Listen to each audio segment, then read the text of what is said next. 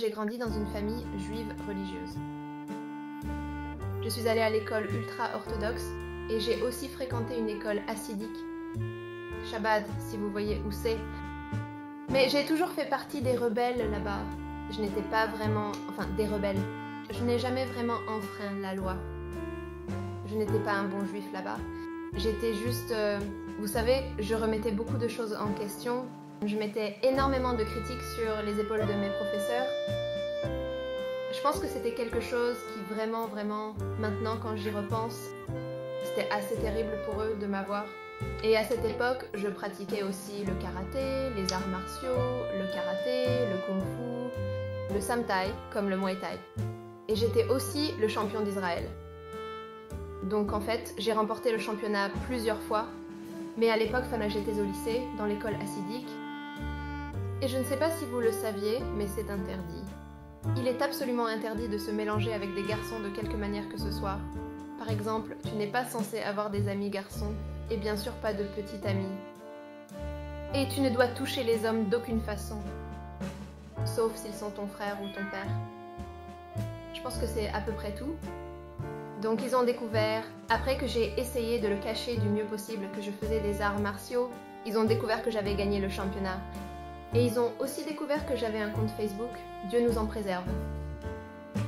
À la même minute, je n'avais que deux options proposées par la directrice et l'enseignante. Voulais-je ou non continuer dans notre école? Si tu veux toujours faire partie de l'école Abad, alors tu dois choisir entre nous et le karaté. À ce moment-là, il était hors de question que j'abandonne le karaté. Il n'y a aucune chance que je renonce au karaté. Alors j'ai juste dit au revoir. Je ne savais pas où j'allais, c'était en plein milieu de l'année. J'ai été expulsée de l'école parce que je faisais du karaté. Ouais. Et puis j'allais juste dans ce... je ne sais pas vraiment. Ma sœur était vraiment... Elle insistait beaucoup pour que je n'aille pas dans une école laïque. Elle ne voulait pas.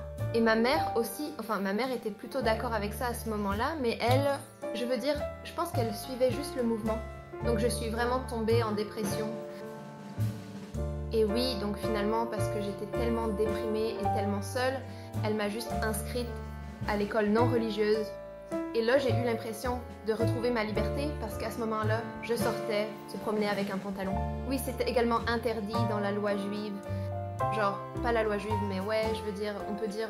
Comme chez les ultra-orthodoxes, bien sûr, il est très interdit à une femme d'y aller. Avec un pantalon, se promener avec un pantalon. Donc à ce moment-là, à cette période-là, je me promenais déjà avec un pantalon et manches courtes. Ceci est également interdit, bien sûr, et j'étais plutôt intéressée par la critique biblique. Et j'avais beaucoup de conflits avec ma mère, parce qu'elle avait étudié, elle a fait sa première licence en critique biblique à l'université de Tel Aviv, mais c'est une personne religieuse. Et elle n'aimait pas ça. Mais je veux dire, on en discutait beaucoup et on se disputait beaucoup à ce sujet. Et puis quand je suis arrivée dans cette école, j'ai eu l'impression de pouvoir enfin être moi-même, tu sais, au point où je peux parler de critique textuelle avec les professeurs, etc. Et j'ai vraiment eu l'impression super de vraiment me connecter à moi-même. À cette époque-là, je commençais aussi, j'avais 15 ans ou même 14. Quand j'ai commencé à m'intéresser au paganisme. Et quand j'ai commencé avec le paganisme, je faisais des rituels. J'ai même fait, tu vois, ce genre de choses. Tu sais, comme participer à un rituel Wicca. Et puis j'ai juste quitté la Wicca et je me suis plus intéressée à la magie cananéenne, on peut dire, et aux rituels. Donc j'adorais le Baal et l'Asherah et tous les personnages qu'il est vraiment tellement interdit d'adorer dans la Bible. Même dans la Bible hébraïque. Oui, mais je l'ai fait et j'ai adoré ça. J'ai vraiment apprécié. Et pendant 8 ans, j'ai été païenne, strictement païenne et sorcière. Et je peux vous dire, je suis plutôt rationnelle, tu sais, comme personne. Mais je peux vous dire que c'est un travail difficile. Tu peux appeler ça la loi de l'attraction ou peu importe. Mais j'avais l'impression qu'à chaque fois que je voulais que quelque chose se réalise, je me tournais vers la sorcellerie et je faisais un rituel ou autre. Et si je le faisais assez, ça finissait par marcher. Donc oui, tu peux appeler ça la loi de l'attraction, tu peux appeler ça le diable, peu importe. Ça marchait tout simplement pour moi et j'adorais vraiment ça. Et j'aimais aussi l'aspect magique de tout ça. Et puis à un certain moment donné, j'ai juste vu, en fait, tu sais, ces gens avec des pancartes écrites. Et là, je parle après le lycée. Donc, j'avais terminé mes études secondaires et j'étais encore un païen, naturellement, sans aucune foi religieuse. Et parfois, je voyais juste ces gens qui tenaient des pancartes avec Yeshua, qui est la prononciation hébraïque, comme le stéréotype hébreu. La prononciation pour Jésus égale Yeshua, ce qui signifie salut. Donc, en gros, Jésus égale salut. Et comme j'aime vraiment le Moyen-Âge et j'aime vraiment l'histoire, ça m'intéressait beaucoup. Je me disais, bah bon, c'est comme le christianisme, et je ne croyais pas du tout au judaïsme. Donc, en gros, qu'est-ce que ça peut me faire? Je ne sais pas si tu es au courant, mais Jésus était c'est un type interdit dans le judaïsme, genre extrêmement interdit. Et ça remonte à ces rabbins qui ont rejeté Jésus. Mais maintenant, c'est juste comme ça, tu vois? Et je sais que Jésus, c'est un mot qu'on ne prononce pas. On ne le dit pas. On ne prononce pas son nom. Personnellement, j'ai un collier avec une croix que en général, je le mets sous ma chemise parce que si je veux évangéliser quelqu'un, si je leur parle et qu'ils voient la croix, ils vont juste paniquer. Et je n'aurai pas la chance en Israël. Et en Israël, c'est un cas très particulier. Bref, donc, j'ai commencé à explorer tout ça. Et j'ai même juste écrit, j'ai lu dans la mission hébraïque, la mission. Je pensais que c'était comme ça qu'on appelait ça en Israël, parce que tout le monde dit « Oh, les missionnaires », comme si c'était un gros mot. Mais je n'ai rien trouvé. Et puis, je suis tombée sur les Juifs messianiques, qui avaient un site. Alors j'ai simplement commandé un Nouveau Testament sur leur site. C'était gratuit. Et aussi quelques autres livres. Je n'ai pas vraiment lu les autres livres, mais j'ai commencé à lire le Nouveau Testament. Et je l'ai adoré. J'ai juste aimé Jésus. J'étais là genre, mais qu'est-ce que c'est que ça? Je savais qu'il était juif. Parce que je viens d'un milieu ultra orthodoxe. Et là-bas, ils savent qu'il est juif. Contrairement, tu sais, aux juifs laïcs qui disent « Waouh, Jésus était juif ». Je ne le savais même pas. Non, moi je savais qu'il était juif, mais je pensais que c'était un mauvais... Enfin, je ne pensais pas que c'était un mauvais gars. Je pensais juste que c'était quelqu'un de pas vraiment religieux. Genre, il ne s'en souciait pas vraiment. Il ne faisait rien de particulier. Il n'était pas activement juif, tu vois. Et j'ai vu que ses enseignements ressemblaient vraiment à ceux de l'époque du Second Temple, d'une certaine manière. Et d'un autre côté, ils étaient à tellement de niveaux au-dessus. Et j'ai dit, une fois, j'ai juste parlé à ma mère et je lui ai dit, tu sais, si j'étais née à l'époque du Second Temple, je serais l'un des disciples de Jésus. Et elle a réagi comme, tu sais, elle le déteste. Elle déteste le christianisme. Mais c'était dans ma tête, tu vois.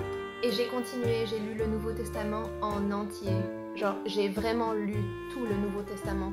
Mais je l'ai lu alors que j'étais encore dans cette phase de rébellion. Je ne pensais vraiment pas à donner ma vie à Jésus. Mais malheureusement, j'étais encore païenne et j'invoquais Jésus pour qu'il me donne de l'amour inconditionnel. Et je peux te dire que c'est seulement quand j'ai prononcé son nom que je n'ai pas fait de cauchemar. Parce que je ne sais pas si tu le sais. Mais j'avais, comme beaucoup de sorcières que je connais et de païens, ils ont des cauchemars fous et ils ont genre tout ça. Ils ont juste ces terribles démons qui viennent dans leurs rêves et je me demande pourquoi. Mais moi, je n'ai jamais eu quelque chose comme ça. C'était incroyable. Donc je dirais juste qu'il est pour moi le dieu de l'amour inconditionnel. À un moment donné, et je parle d'il y a environ 1 an et demi, j'ai commencé à être vraiment déprimée. J'avais une anxiété folle, j'en avais déjà eu avant, mais tout à coup c'est devenu bien pire.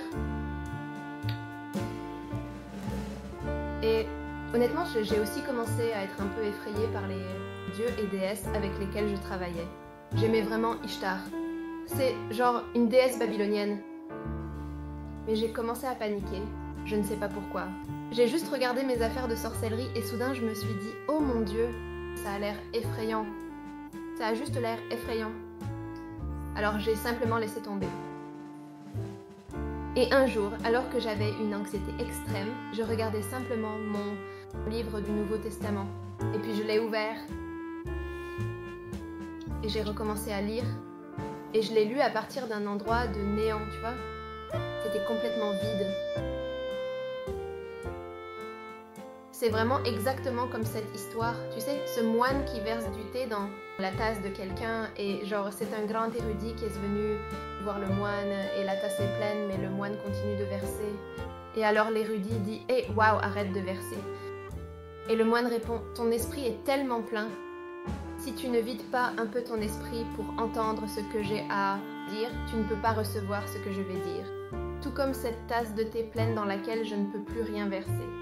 Ça va juste déborder. » Donc j'étais ce récipient très vide et j'ai dit « Et je suis venue là pour être sauvée sans même savoir que c'est ce que je voulais. Je voulais être sauvée de ce que je ressens, de ce mal-être que j'ai par rapport à tout. Tout me faisait peur, tu sais. La mort. La mort de mes proches. Comme les gens qui me sont proches. La mort de mon petit ami. Ma propre mort. Je ne sais pas. Tout m'angoissait et j'avais tellement peur. Et il y a quelque chose dans ce mot qui a pris vie pour moi. Et j'ai juste su, j'ai simplement su qu'il y avait quelque chose de différent dans ce livre. Ce n'est pas seulement très sage. Ce n'est pas juste comme si c'était un genre de héros charismatique. Ce n'était pas ça. Il était ce gars qui a été maltraité par les siens. Par les siens. Par le peuple de Dieu. Il a été maltraité par eux. C'était, tu sais, en coopération avec les Romains, qu'il est mort. Quand Jésus était sur la croix, il a simplement demandé à son Père, oui, de ne pas leur en vouloir, parce qu'ils ne savent pas ce qu'ils font. Ils devaient être rejetés comme Joseph par les siens. C'est quelque chose que Dieu avait prédestiné à arriver. Et tu sais, à cette époque, c'était la première fois que je commençais à lire le Nouveau Testament. Encore une fois, je déclarais simplement que Jésus est Seigneur et je le croyais. À partir de ce jour-là, je ne faisais que renforcer de plus en plus ma connexion avec Jésus. Et bien sûr, ma mère ne le savait pas. Et je ne savais vraiment pas quoi faire. Et je savais, enfin j'avais lu que Jésus dit que si tu le renies devant ta famille, alors lui aussi te reniera. Et je ne voulais pas que cela arrive. Je n'étais pas allée aussi loin pour que Jésus me renie. Alors, un jour, je pleurais abondamment et je parlais longuement à ma chère mère de la foi en général, de ses mystères et de son importance dans nos vies. Et puis je lui ai simplement dit que la seule chose qui m'avait aidée, c'était Yeshua. Je lisais le Nouveau Testament. Et on parle d'une femme qui détestait le christianisme. Elle n'irait jamais, elle ne mettrait même jamais les pieds dans une église.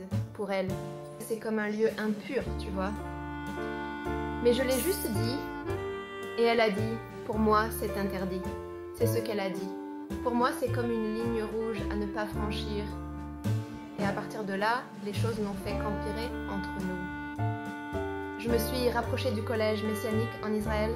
J'ai commencé à me faire des amis là-bas. J'ai commencé à étudier régulièrement le Nouveau Testament avec la femme d'un pasteur. Et avec ma mère, ça se passait mal. Et depuis ce moment-là, il y avait ces explosions parce que pour elle, c'est sale et pour elle, c'était quelque chose qui n'est pas juif. Et pour elle, ils tuent des juifs et ils sont antisémites et c'est du pur antisémitisme, etc. Et ça ne la dérangeait vraiment pas qu'il soit juif. Ça ne signifiait rien pour elle. C'était même peut-être pire parce qu'il était ce rebelle, vous voyez. Je ne sais pas si vous le savez, mais en Israël, on peut croire en ce qu'on veut, sauf en Jésus. Parce que Jésus est comme ce mot sale de quelqu'un qui a trahi son propre peuple et a provoqué des inquisitions, vous voyez. Et donc, je me sentais tellement satisfaite et je me sentais tellement bien. Mais ma mère, j'habite toujours avec elle jusqu'à maintenant et j'ai l'impression qu'elle me déteste. Ma mère m'aime beaucoup, mais elle a nous avons ce truc entre nous. C'est comme un mur entre nous. C'est comme un combat entre les esprits, vous voyez? L'esprit de Dieu et pas l'esprit de Dieu. Donc plus tard, j'ai aussi commencé à, vous savez, parfois j'avais l'impression d'aimer Jésus et je me sens proche de Jésus, mais ensuite je me sens à nouveau loin de Jésus. Et c'était ce cycle qui se répétait sans cesse. Au fait, je me suis fait baptiser d'ailleurs dans le Jourdain, c'était vraiment magnifique. Mais je ressentais encore parfois ce vide, et je me demandais simplement ce qui pouvait me rapprocher de Dieu. Et vous savez, après avoir péché ou quelque chose, j'avais l'impression d'avoir fait quelque chose de mal. C'était parfois tellement gênant pour moi de simplement parler à Jésus. Et puis j'ai entendu parler de la Vierge Marie. Je savais qu'elle existait et je savais qu'elle était une personne juste. Mais ça s'arrêtait à peu près là. Elle a simplement donné naissance à Jésus parce qu'elle était la plus vertueuse pour le faire. Et c'est tout. C'est tout. C'est tout. Et quand j'ai exploré le catholicisme, j'ai réalisé que Marie avait un rôle bien plus important que cela. Fait intéressant, dès que je suis arrivée au christianisme, je me suis acheté un chapelet à Jérusalem parce que je le trouvais tout simplement très joli. Oui, et puis quand j'ai regardé à l'intérieur, j'ai vu, je ne sais même pas si vous pouvez voir ça, mais c'était la Vierge Marie à l'intérieur. Et j'ai eu une autre croix ce même jour, comme un collier. Et ici, il y a Jésus. Et puis j'ai commencé à prier Jésus, et je l'ai simplement remercié. Je l'ai remercié parce que j'avais beaucoup prié auparavant pour qu'il me donne quelque chose d'autre que ma Bible et mes prières, pour me faire me sentir plus proche de lui. Donc me voilà croyant en Jésus. Je suis chrétien. Je ne me définirai pas comme messianique parce que c'est un mouvement assez, disons, relativement récent. Je me considère comme chrétien hébreu. Mais je n'ai pas vraiment de confession religieuse. Vous pouvez m'appeler protestant, mais si le mot protestant vient de la protestation contre l'Église catholique, alors je ne me considère pas comme protestant, tu sais. Et ouais, si tu as quelque chose à commenter ou à me dire, je serai très très heureux. Et que Dieu vous bénisse, et je prie pour que nous nous rapprochions tous de plus en plus de Dieu, à Jésus-Christ son Fils. Amen.